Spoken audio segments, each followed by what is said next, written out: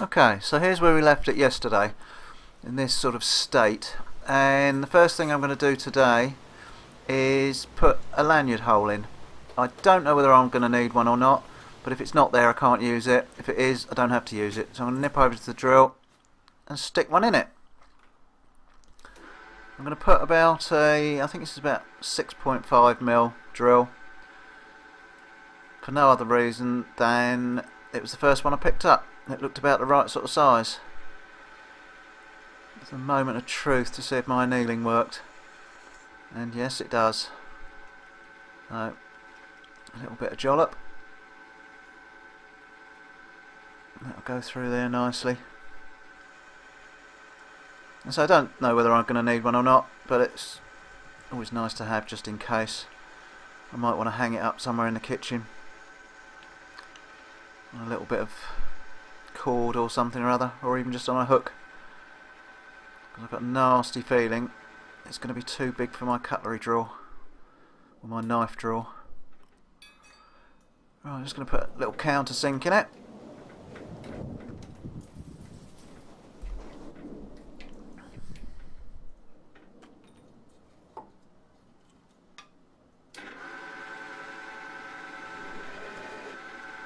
Doing both sides. Enough? No, a little bit more. There you go. That'll do me. So, let's get on to the grinding. Now then, because I've thinned down this centre section, I've sort of slightly shot myself in the foot for finding the centre in the traditional manner. But I think I'm going to get away with it because this end here hasn't been touched and this end is pretty much the same as well. I reckon if I hold it pretty tight down on the anvil, flat, I might just get away with it. So I'm going to give it a go. So I've got myself a drill. I think it's about 5.5mm. I'm going to run that down there. Just see what happens. See if it looks about right. And that doesn't look bad to me. If you look right at the end, that looks pretty much down the centre.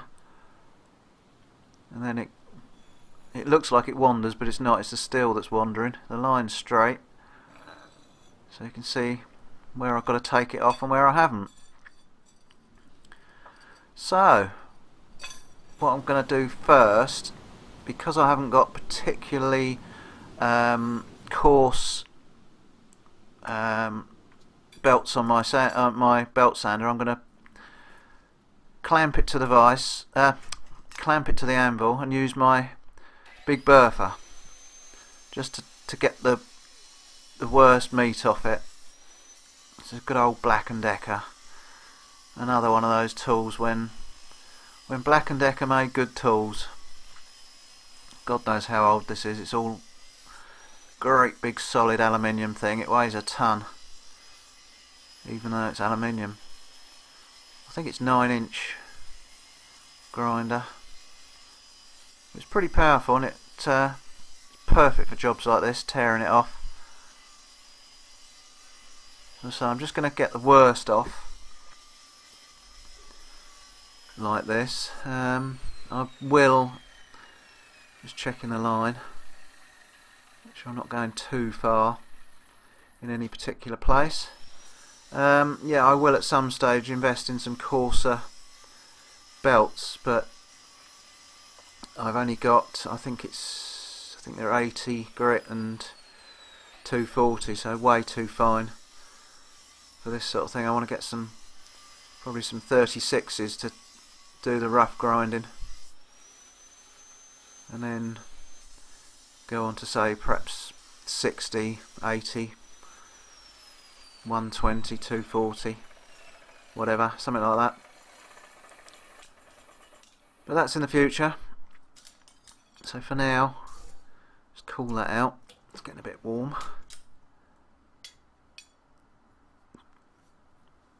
Do the same down the other side. Just checking the line. See how far I've got.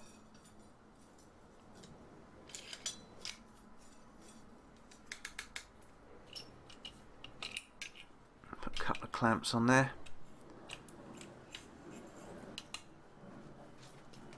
Do the other side.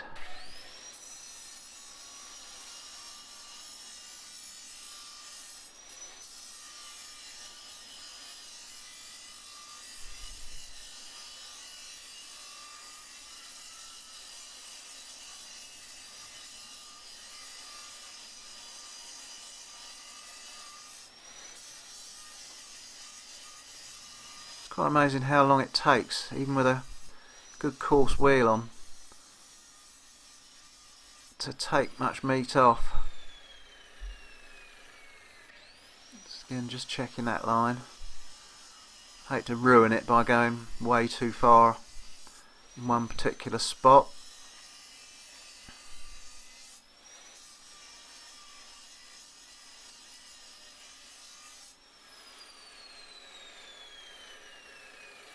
Not looking bad so far.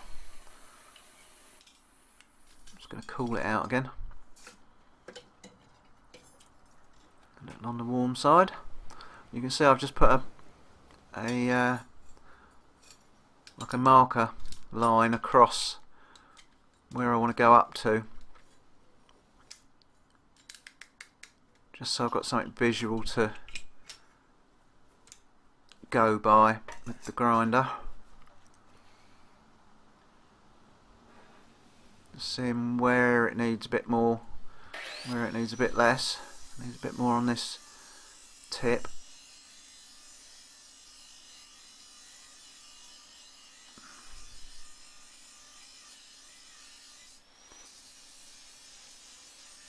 Of course it's coming loose now.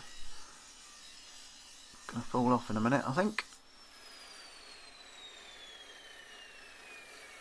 I think that's getting towards as far as I dare want to go with that big grinder. I think we're going to get onto the belt sander. What I'm going to do is use this bit of angle iron. I'm going to clamp it to the, clamp the blank to the angle iron, and then run it up and down the belt, because I'm going to set the angle of the tool rest, which you can see I've done. It's just very, very slightly angled inwards.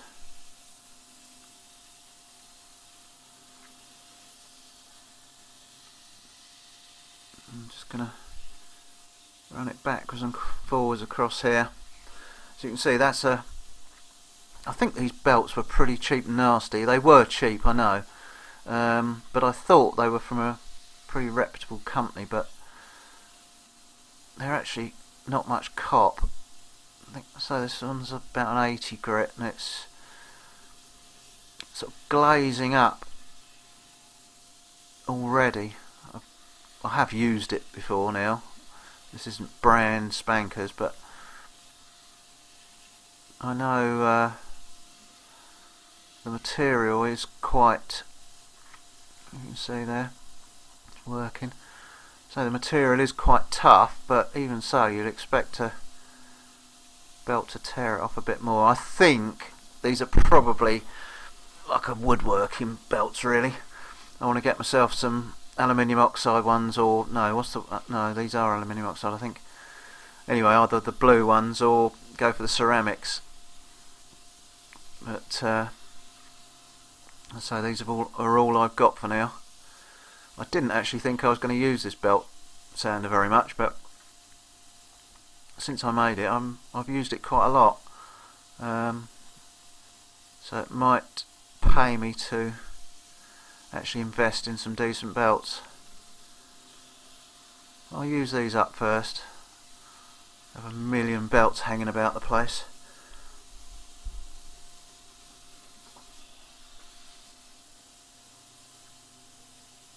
Now, just see what I did there. I've just adjusted the tracking wheel to get the belt right over to the edge of the platen, so I can cut in. I had someone say when I built the grinder, oh, you should have made the platen the same width as the belt so you can cut in. And I thought, well, Why? Because I can do exactly what I've just done, is move the belt over. I know it moves around a bit, but you know, when you first cut in it stays there. Anyway, each to their own. You see it's getting there. I think this is going to be quite laborious.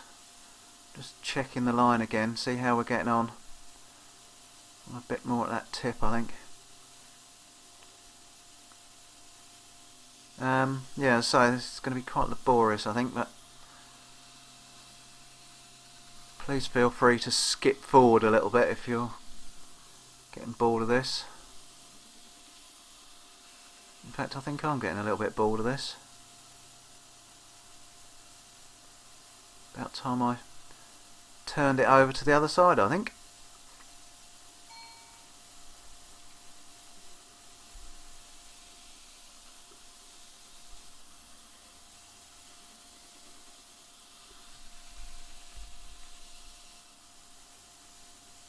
Alright, I'm going to cut you off for a little while and do a bit more. Come back in a minute. Right, I've obviously swapped it over to the other side and now I'm coming back to the same side again. I think I have now put a new belt on. You can see it's tearing it off a bit better. You see that belt flying around, and that, I'll tell you what, exactly what that is. The tension isn't tight enough. No, that's better. That's tearing it off much better.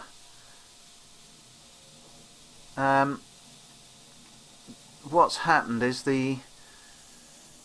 where I've got the arm attached to the body of the grinder, it's quite a stiff joint, and the ram that I've got on there, that little pneumatic or hydraulic or gas or whatever it is ram, isn't quite strong enough to overcome the tightness.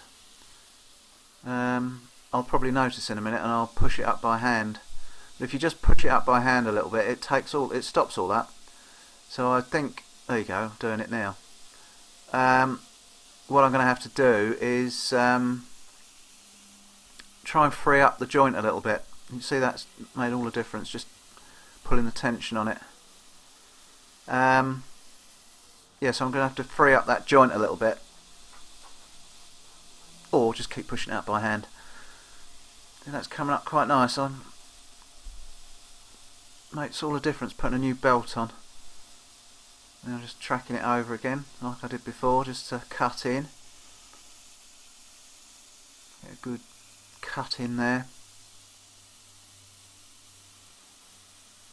The other thing I was amazed at after I'd done this, I'm actually grinding into a bucket of water for two reasons. One is to try and keep the dust down, and two, obviously I want the bucket of water to keep cooling it out. When I'd finished this, I just tipped the bucket of water out, just checking that line again, and there was so much dust in the bottom. Couldn't believe it. You wouldn't have expected that amount of grindings to have come off this knife. You just wouldn't believe it. It's incredible. So I tipped the water away and there's a great big dollop of wet grindings came out after it. So it's well worth grinding into a bucket of fluid of some sort. Obviously water's the ideal candidate. I have actually got my mask on as well, because using this, the dust that comes off it is very, very fine, and I did find after I was using it a few weeks ago, I was a little bit wheezy on the way home, and that's all I could put it down to. Let me get the old inhaler out.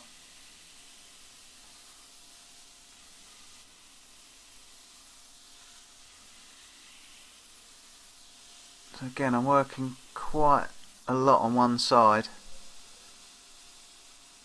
Get it down somewhere near the line that I'd marked. I think we're getting pretty much there, or thereabouts anyway.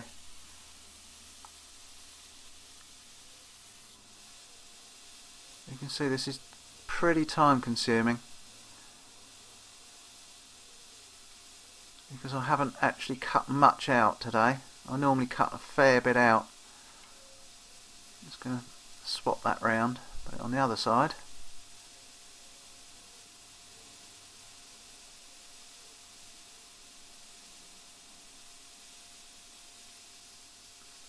There we go again. Again, swap it over, switch it back to the other side to cut in.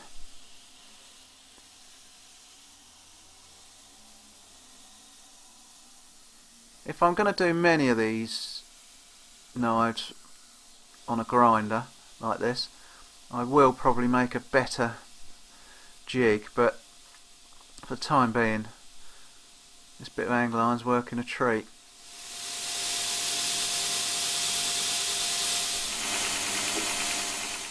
Right, so I'm just going to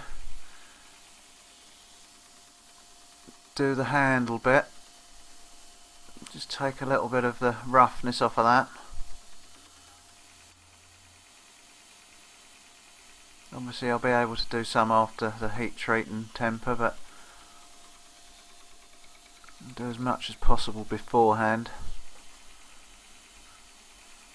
so that hopefully just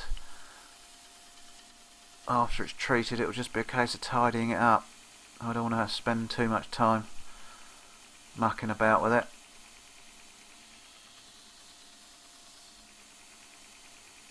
Although to be fair, it's actually not taken me that long. You know, the whole thing from start to finish hasn't. The grinding has been the most work I've had to do on it. Oh, I think we're going to call it a day at that for now.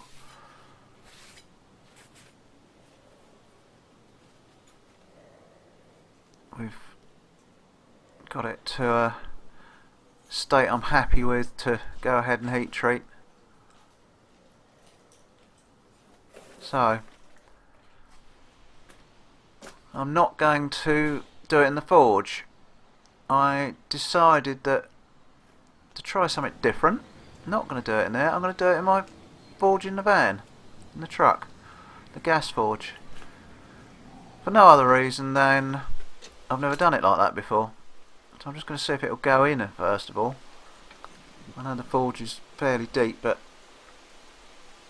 I think it might just go in. Get her a light.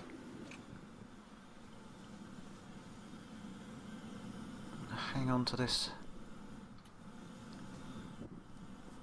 button until the temperature gets up. Just got it. Alright, turn that up a little bit. Give it some beans. See if we can get her hot. Just see in there, that's the. I've stood it up on edge, and that's the pointy end isn't hot yet, but you can see it creeping up. Right, I've got it out. It's non-magnetic, so straight in. Obviously it didn't look very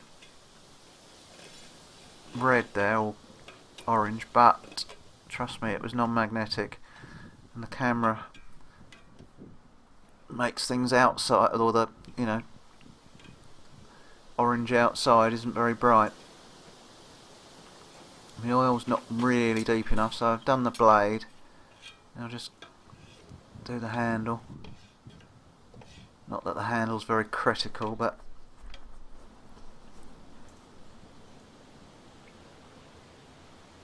I like to keep it moving as much as you can.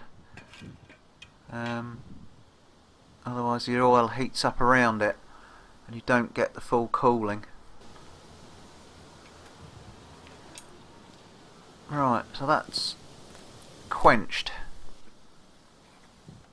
Let's see if it's hard, and I can tell you that is hard, all this scale on there, because I caught the tip on the anvil, bringing it in, and I broke it off. You can see that it's not focusing for some reason. So that is as hard as. The file won't touch it. So I don't drop it because that will probably break in two or more. Now, got a little issue, a little bit of a bend in it. If you can see that, it's not much, it's just about there. But hey ho, that could have been when I turned it round. I'm going to get the scale off and then we'll temper it. Alright, so I've been over with various scourers and things to get most of the scale off, which is going to make life a little bit easier. So I'm going to take it home and stick it in the oven rather than do it here with a torch like I normally do, because again, it's something I've never done. Okay, so I'm back at home. I've got the oven on and I've put it on. Let's have a quick look. I've set it at about 190. Now this is a fan assisted oven, so that's going to equate roughly to 375 to perhaps 400-ish. I don't know, but I'm going to do it at the slightly lower end rather than the higher end, just because it's the first time I've ever done it like this, and there's so many conflicting ideas out there. So anyway, let's get the oven open. Well, just stick it in the middle shelf. See what happens. I'm going to leave it in there for. Oh, there we go. Leave it in there for a couple of hours, I think. And we'll come back and see what happens. So set the timer, and I'll see you in a couple of hours. Okay, so as you can hear, the timer's going off. So that should be ready. I'm just going to put the camera down whilst I try and extricate the knife with a glove. Let's have a little look.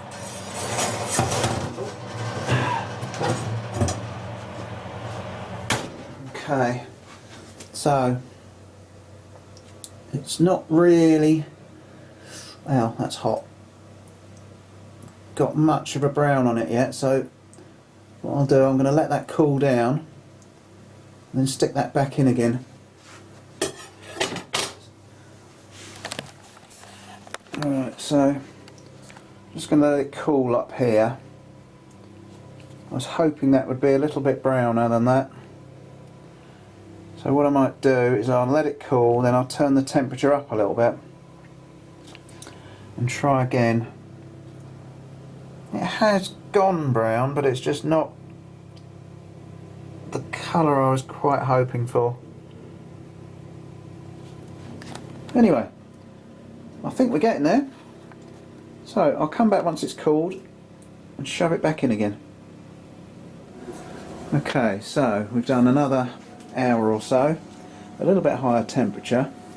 I'm going to see if I can get it out now and have a look, see if it's done it this time.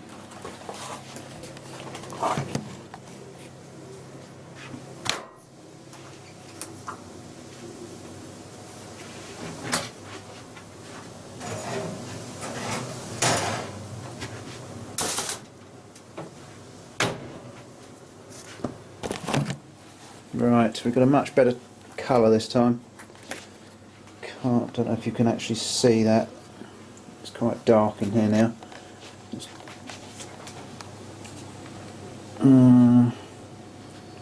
No, anyway, I'm happier with that, so I'm going to let that cool. I should take it into work tomorrow, clean it up, sharpen it up, and then we'll give it a go, see if it's any good. Okay, so we're back at the workshop, and I don't know if you can see the colours any better in here than you did at home. There's a little tiny purpley bit come down here and one in the very point, but the rest of it's sort of a browny colour. I don't know why it's got a line there, but it's the same on the other side. I suppose it could be where it's thinner. I don't know. Who knows? Who cares? So what I'm going to do now is clean it up. You can see there's still quite a lot of marks in it. I think I did that when I was taking the black muck off from the hardening. Anyway, I'm going to quickly take that out, and then what I want to finish it with is like a conditioning disc, because I want it sort of like a satin finish. I don't want a shiny finish. So we're going to stick it on the belt grinder first and get rid of that, and then put the conditioning disc on it. So let's give it a go. Alright, so I've got the very fine belt on again, the 240 or whatever it is. Just gently trying to take out some of those grinding marks that I put in before. I'm not using the jig this time, I'm just freehanding it. I don't know if that's a good idea or not, but it's certainly taking the brown off quite nicely. I might actually do it on the slack bit of the belt at the top in a minute, see if that is any better. But it's working, having the desired effect. Sorry, my elbow's in the way. Didn't think of that. Do the other side a little bit.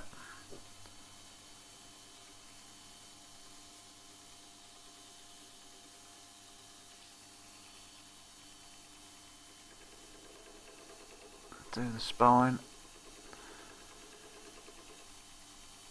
Take the colour off of that. Yeah, so I go on the slack. Of course I didn't put the camera up, did I? So you could see, but that works quite well.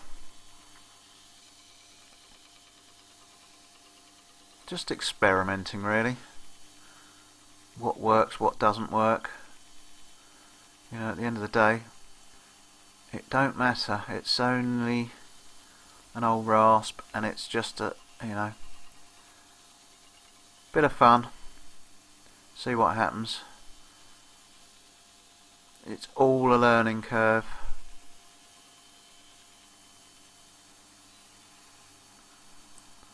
That's not coming up bad.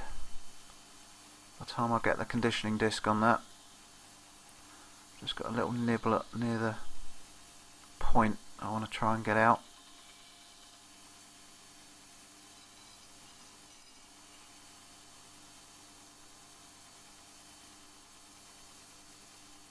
Yeah, I think that'll probably do. So let's see if we can have a little go on the... This is like a Scotch-Brite disc, this one. I'm just going to give this a bit of a go again to try and just take out a few of those grinding marks. It's basically just getting progressively finer and finer. If I'd got a really fine belt, I probably would have used that, but I haven't, so I'm just using this for now. Let's see what it does in the opposite direction. Oh, it's a bit thin for going down the spine. Oh, yeah, keep falling off. Never mind, let's try a different wheel. What we got here? Oh, basically the same sort of wheel but thicker. This is a inch diameter one. Oh, inch thick one. It was a 6-inch diameter originally. It's just got a bit more meat on it than the other one. The other one I use for, just checking it's not getting too warm. The other one I use for sharpening up my shoeing knives.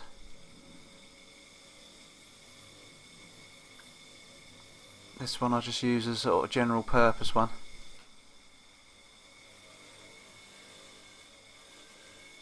I don't know what grit it is. I think this was a Chinesian one I just bought off a flea bay. But it seems to work, and it was cheap compared with the other ones, which are really expensive. Come on, focus, focus, focus. Thereabouts. So it gives quite a nice... It's shiny, but it is satin, which is the sort of desired effect that I want to try and achieve. I'm just going to give it a bit of a go on the handle. Oh, Christ. Getting right out of control there.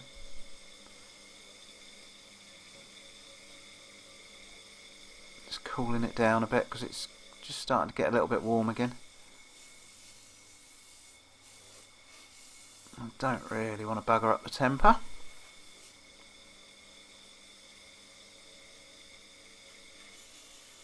Now getting into that little hole is going to be tricky, into that thumb hole or whatever it is. I'll probably get people say, oh, you shouldn't go both ways, you should only go one way. Yeah, righto.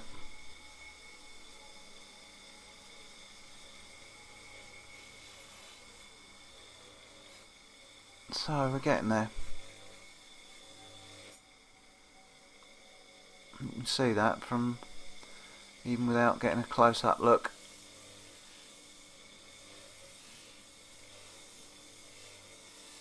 It's funny, those, even though those teeth have been hammered back into the rasp, you can see it's still tearing some of the wheel off, even though they're blunt as blunt.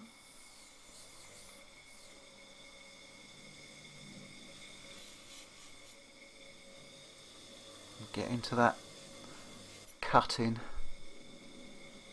See if I can do that both sides. Just put the edge of that wheel in. Yeah, I think we're getting there. So, get to the conditioning disc that I was talking about originally. This is the one I wanted to use.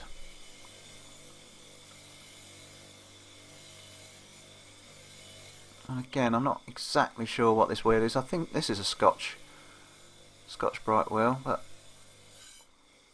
I use this one for actually sharpening my rasps.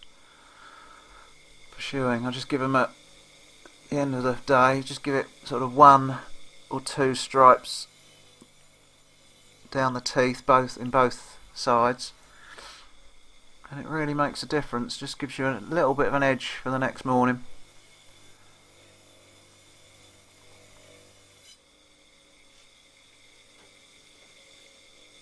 Just cooling it off again.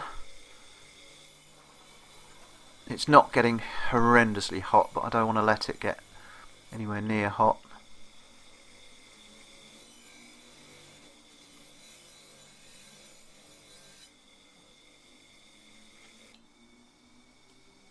Right.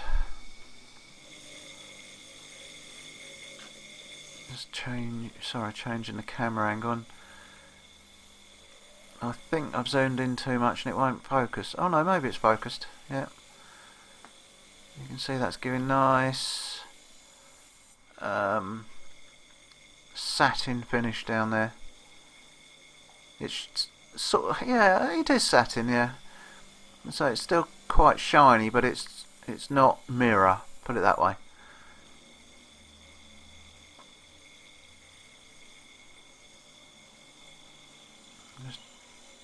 It's difficult to go from this way, from right to left, because the machine's in the way. The wheel doesn't stick out past the machine, so that's why I'm having to do it at a bit of an angle. Just use the edge. You can see there, I think. Oh, it's coming up nice.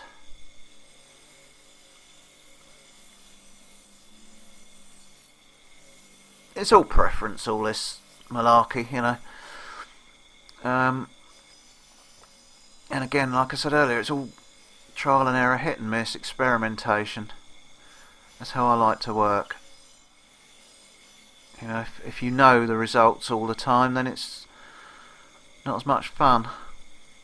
You know, sometimes you do things on the spur of the moment or off the top of your head. You actually get some surprising results. And you think, oh, I'll use that next time on something else.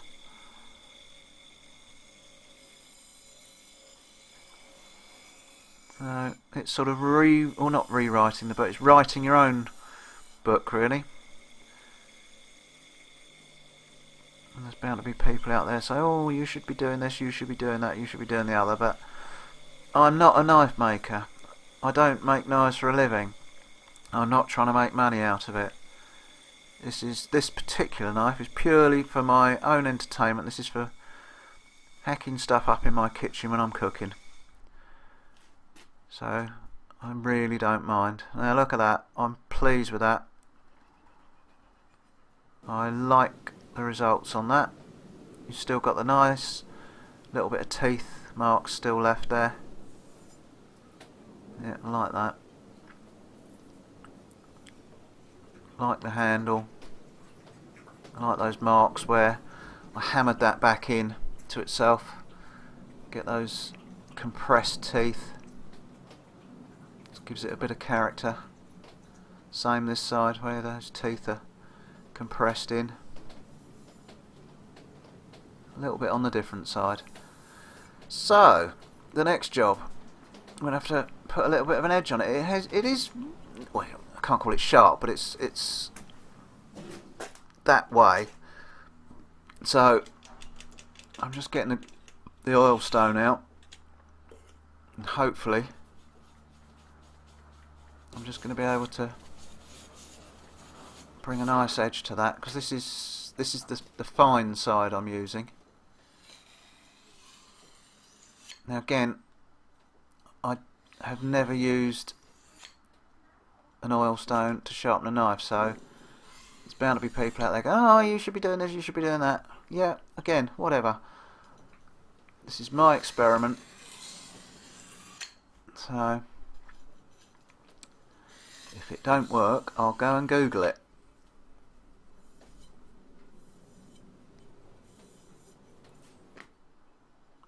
I don't quite know how long this is going to take me, so this could get quite boring. I might actually cut this a bit short, because you're always all bound to know exactly what's going on.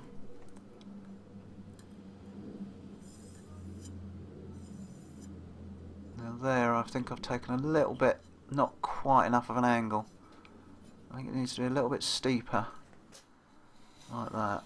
That might be better.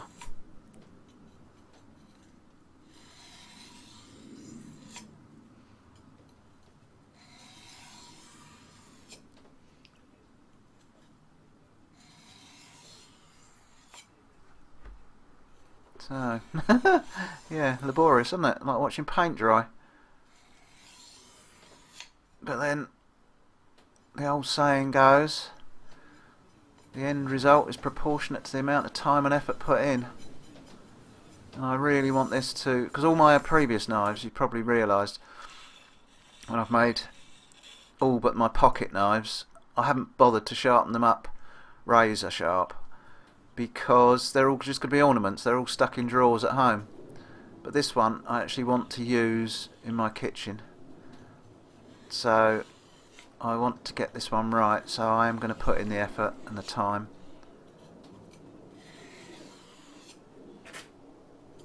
Because I think I said, I'm not sure, I might have said in the previous video, all my kitchen knives at home aren't particularly sharp. They're not particularly expensive. They're all, I do try and sharpen them, but I end up with that, like that raggedy edge on them. I think I perhaps over sharpen them. Either that or the steel's just not particularly hard. Yeah, I've gone not quite steep enough again, I think, there. So anyway, as I say, I'm putting in the effort on this one, because because I want it right.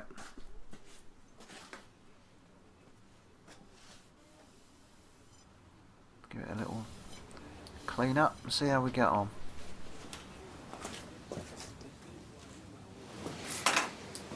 Okay, impressions so far. Get back a bit, you can see it all. I like the shape, but it's become apparent that it's not particularly practical. Although for me it won't be too much of a problem. The handle could have been straighter, this without the droop, because when you get on, if you're on a, let's see what I've got here, hang on, here we go. Imagine this is your chopping board. If you can see, your hand gets in the way, you can't get the back of the blade down. Luckily, where my preparation surface is, I tend to work on the edge like this, so it's not going to be too much of a problem for me personally. But that's something to note for the future if I make another one, which I probably will, because this one isn't going to do everything I want, I don't think.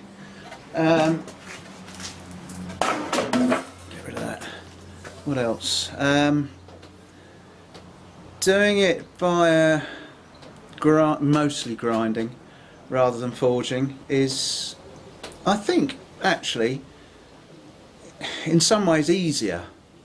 I think it's a little more controllable doing it by grinding. Again, the heat treating, doing it in the oven at home, fairly easy, although I hate to think how much electricity it used to do this for 3 hours on whatever. Don't do my Sunday roasts for that long, so I may go back to doing it in the forge as I normally do when I do another one. I like the compressed teeth where I forged that down. I don't know, something about that, I like that. Same the other side, it's where they're compressed. So I'll tell you that it does feel very nice in the hand. You know, you feel like you can be quite nimble with it. So all in all, I like it. Although, as I say, there is room for lots of improvement. But from a first one, it's not too bad. Oh yeah, the other thing is, it's got a bit of a, I don't know if you can see it, just a little bit of a bend in it. But I'm not going to try and get that out because A, I'm not bothered, and B, chances are I'll probably break it. So I'm just going to leave it as is. So the real test is going to be chopping something up. So we're going home now. So feels pretty sharp. Unfortunately I haven't got any paper here to try it on, but I will do when I get home. So we'll go home, see if we can find something to chop up.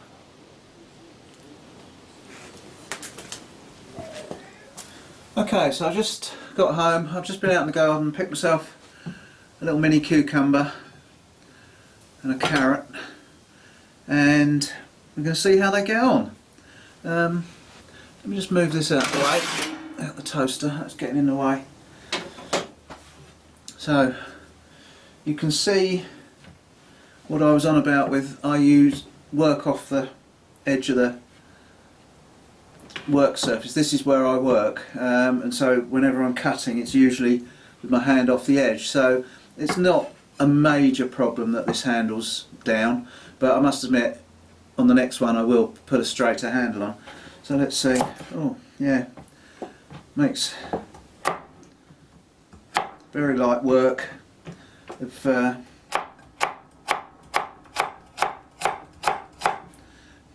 yeah, that's a good one. Let's try this. Oh yeah, I'll tell you what, that's sharper than anything I've already got at home, and you can see how thinly you can slice things with it.